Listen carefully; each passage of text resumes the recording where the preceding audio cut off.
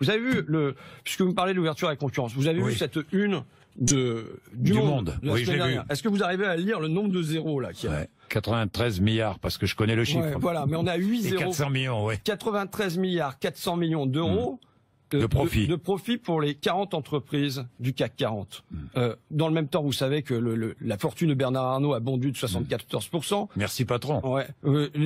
Challenge a annoncé que la part des 500 fortunes par rapport au PIB a été passée de 6% à 24% juste pour les 500 premières fortunes de France en 20 ans. Donc on a un phénomène inégalitaire qui est massif. Est-ce qu'il faut ouvrir de nouveaux fromages pour ces gens-là?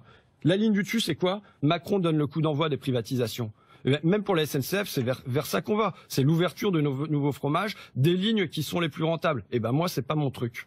Oui, ça, je l'ai bien compris. Vous savez, quand on voit ça, on se dit la théorie du ruissellement. Mais le jour où ça va ruisseler, ça va nous pleuvoir des euros sur la tête, il va nous falloir des parapluies avec tout ce qu'ils ont là-haut. Donc votre idée, c'est la théorie du ruissellement. Si les riches sont très riches, alors il va tomber des miettes de plus en plus grosses sur la table du pauvre. Si, c'est ce que... C'est quoi la théorie du ruissellement? La théorie du ruissellement, c'est un vieil argument politique pour justifier les baisses d'impôts pour les plus aisés. C'est le raisonnement Reagan-Thatcher. C'est le président américain Ronald Reagan qui fut le premier à l'employer pour justifier les baisses d'impôts pour les plus aisés. Notre but est d'augmenter notre richesse nationale pour que tous puissent en profiter et non pas redistribuer ce que nous possédons déjà, ce qui ne ferait qu'un partage de misère.